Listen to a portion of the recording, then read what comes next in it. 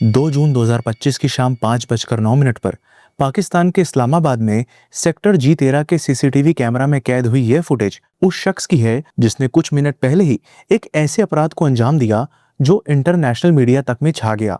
पाकिस्तान की famous influencer 17 साल की सना यूसुफ उस शाम इस्लामाबाद में अपने घर पर थी और थोड़ी देर पहले ही उसकी मां पास की ही मार्केट से घर का सामान लेने गई थी। शॉप पास में होने की वजह से किसी ने भी मेन गेट को लॉक नहीं किया था और ऐसे ही किसी मौके की फिराक में यह शख्स घर के पास इन झाड़ियों में 3-4 घंटे से छुपा बैठा था ताकि मौका मिलते ही वो घर के अंदर जा सके। सना की मां तो मार्केट गई थी, लेकिन घर पर सना के साथ उसकी फूफी यानी उसकी बुआ लतीफा शाह थी। मेन गेट खुला पाकर वो शख्स घर के अंदर दाखिल हुआ।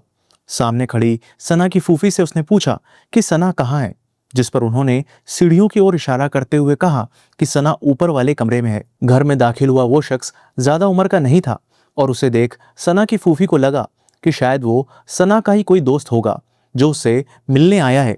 सीढ़ियों से ऊपर जाते ही वो लड़का सना को आवाज देकर रूम के बाहर बुलाता है। कुछ ही मिनटों बाद वो सना से झगड़ने लगता है। ग्राउंड फ्लोर पर मौजूद फूफी पानी लेकर ऊपर जा ही रही होती हैं कि कुछ शब्द उनके कानों में पड़ते हैं, जिसमें सना उस लड़के को कह रही थी कि तुम थोड़ा शांत हो जाओ और पहले आराम से बैठकर पानी पियो और यहाँ ऐसा कुछ मत करना क्योंकि घर के अंदर और बाहर हर जगह सीसीटीवी कैमरा लगे हुए हैं। बस यही सना के वो आखिरी लफ्ज थे जो उन्हें सीढ़ियां चढ़ते वक्त सुनाई दिए थे। और फिर कुछ ही सेकंड बाद 2 बार गोलियां चलने की आवाज आई। वो जैसे ही भागकर सना के रूम में पहुंची तो खून से लथपथ सना जमीन पर तड़प रही थी और वो लड़का फर्श पर पड़ा सना का फोन उठा रहा था। सना की फूफी को देख उस लड़के ने वो पिस्टल फूफी के ऊपर तान उन्हें डराकर वहां से भाग निकला और इसी फुटेज में वो भागते हुए भी कैद हो गया। उसने सना के चेस्ट पर 2 गोली मारी थी। शोर सुन आस पड़ोस के लोग मौके पर तुरंत पहुंचे। कुछ ही मिनटों में सना की मां भी घर आ गई, जो ये मंजर देख सहम गई। सना को फौरन हॉस्पिटल ले जाया गया, लेकिन तब तक काफी देर हो चुकी थी और सना मौत के मुंह में समा गई थी।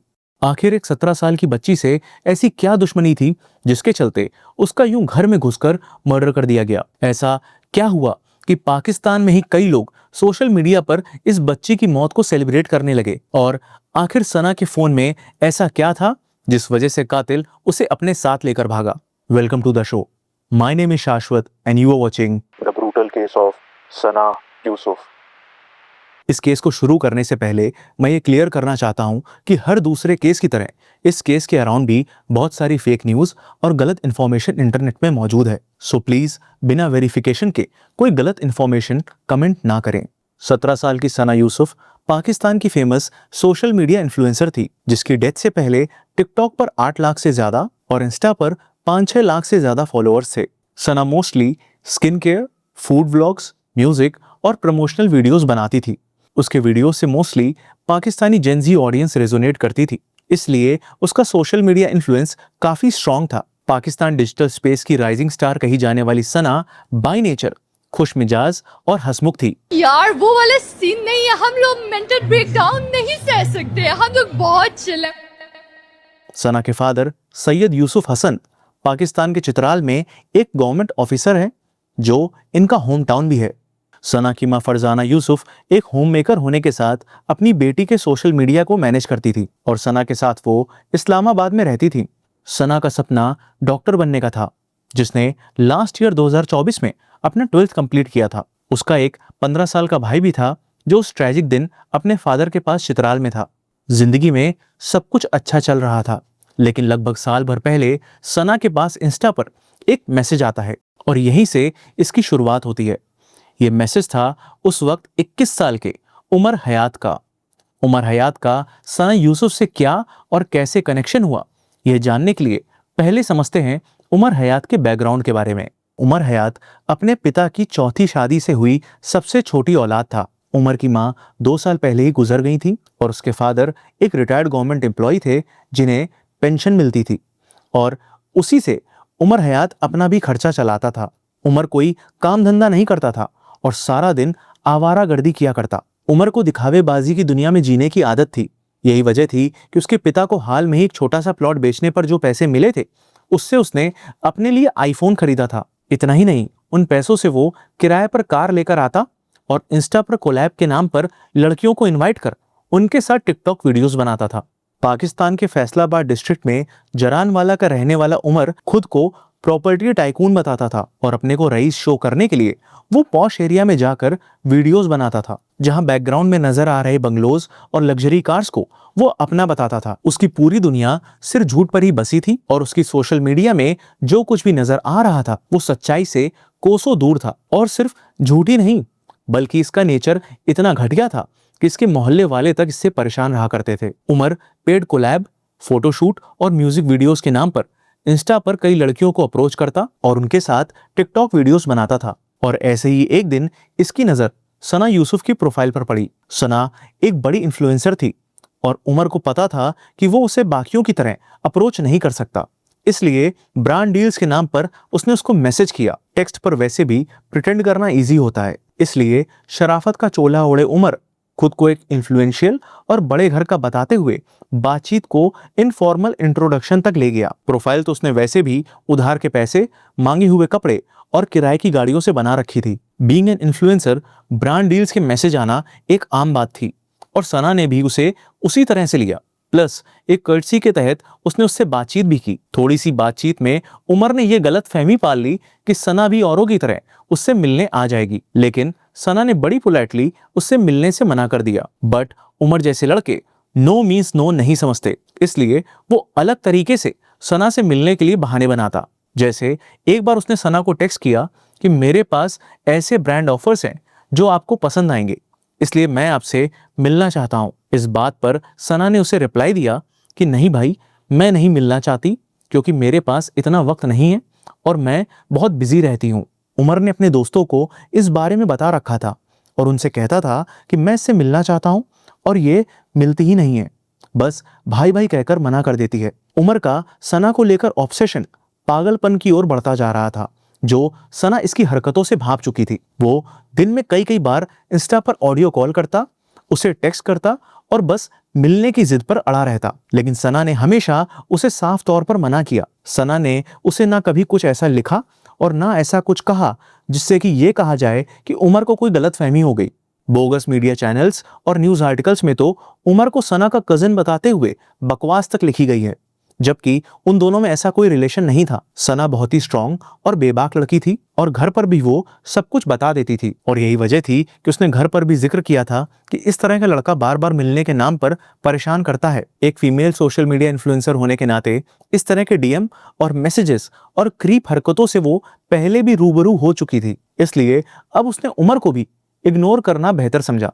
लेकिन शायद सना से अनजाने में एक छोटी सी चूक हो गई थी। शायद जब उमर ने शुरुआत में सना से बात की थी तो बातों बातों में उसने ये जान लिया था कि सना का घर कहाँ है। ऊपर से सोशल मीडिया पर अपलोड होती हर वीडियोस के साथ उमर को सना से जुड़ी और बातें खुद ब खुद धीरे धीरे पता चल रही थी। अब इसका खामियाजा इस तरह से हुआ कि 29 मई 2025 को सना का बर्थडे था और उसके लिए ऑब्सेस्ड उमर सना के लिए ढेर सारे गिफ्ट्स खरीद इस्लामाबाद के पिंड से एक फॉर्च्यूनर कार रेंट पर लेकर उससे मिलने अपने घर जरानवाला से 332 किलोमीटर दूर इस्लामाबाद सना के घर पहुंच गया। उमर को यूं अपने घर के दरवाजे पर खड़ा देख सना शॉक्ड रह गई, लेकिन फिर भी सना ने ना सिर्फ उससे मिलने से मना कर दिया बल्कि घर वालों से कहकर उसे बाहर से ही वापस लौटा दिया। अब यही वो पल था जब उमर की टॉक्सिक मेल ईगो को काफी गहरी चोट पहुंची थी। वही टॉक्सिक मेल ईगो जिसमें लगता है कि लड़की की हिम्मत कैसे हुई मुझे ना कहने की, वो होती कौन है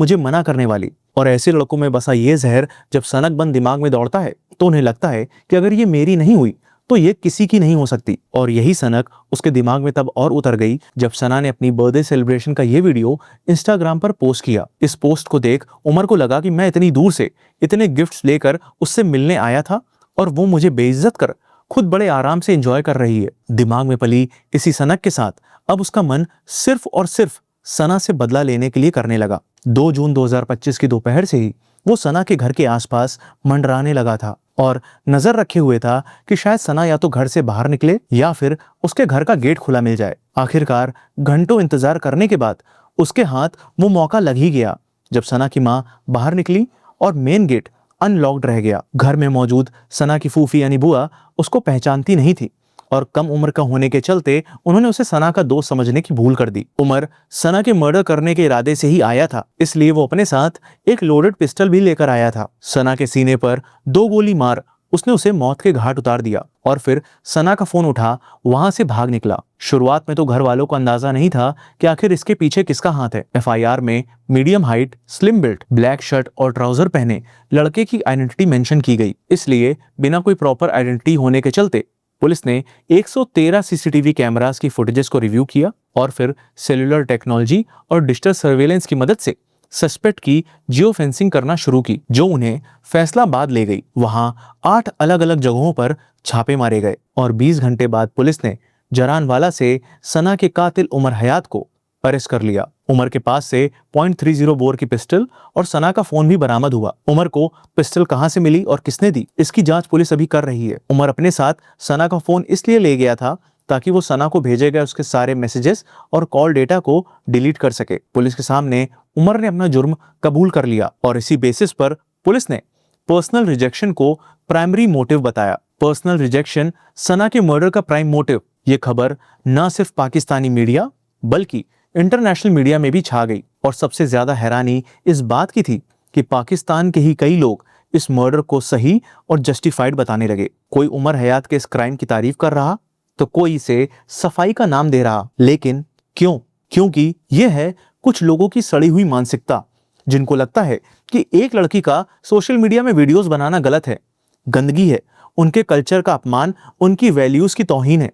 जबकि इस केस में अगर हम सिर्फ सना की बात करें तो उस बच्ची ने कभी भी ऐसा कोई वल्गर वीडियो या फोटोज पोस्ट ही नहीं किया। लेकिन नहीं, जिनके दिलो दिमाग में गंदगी भरी है वो हर बात में अपना जस्टिफिकेशन घुसा ही देंगे। अब आते हैं इस केस के सबसे अहम मुद्दे, इस केस के मोटिव, पर्सनल रिजेक्शन पर। उमर हयात उन्हीं लड़कों की कैटेगरी में आता है जिनके लिए रिजेक्शन का जवाब इसी तरह से दिया जाना सही है। और इस सोच के पीछे बहुत बड़ा हाथ पाकिस्तानी टीवी सीरियल्स और ड्रामा का है, जिसमें लड़कियों के अगेंस्ट वायलेंस को रोमांस की शक्ल दी जाती है, जहां मेल कैरेक्टर्स ना नहीं सुन सकते और अपने अपोजिट पार्टनर से अपनी जिद मनवाने के लिए अगर वो कोई भी हिंसक और फोर्सफुल तरीका अपनाते हैं तो उसे एक्सप्रेशन ऑफ लव की तरह दिखाया जाता है। पाकिस्तान की एंटरटेनमेंट इंडस्ट्री में ऐसे एक नहीं ढेरों टीवी सीरियल्स और ड्रामा भरे पड़े हैं जो toxic masculine traits and manipulative psychopathic behaviour को सही ठहरा रहे हैं। और यह सिर्फ मेरा पर्सनल ओपिनियन नहीं है, बल्कि खुद पाकिस्तान की जनता ने ऐसे टीवी ड्रामा और उनके मेकर्स एंड एक्टर्स को कॉल आउट किया है जो इस तरह की गलत चीजों को ग्लोरीफाई कर रहे हैं। सी एक्टर्स, राइटर्स या स्टोरी टेलर्स चाहे किसी भी देश के हों, वो सिर्फ एंटरटेनर्स नहीं होते बल्कि साइलेंट एजुकेटर्स भी होते हैं, क्योंकि उनका रोल सिर्फ एंड क्रेडिट तक ही लिमिटेड नहीं होता बल्कि लोगों के दिल, दिमाग और लाइफ के कोने में टिक जाता है। इसलिए यह केस एक वेकअप कॉल है जिसमें सबको अपनी जिम्मेदारी सही से उठानी होगी।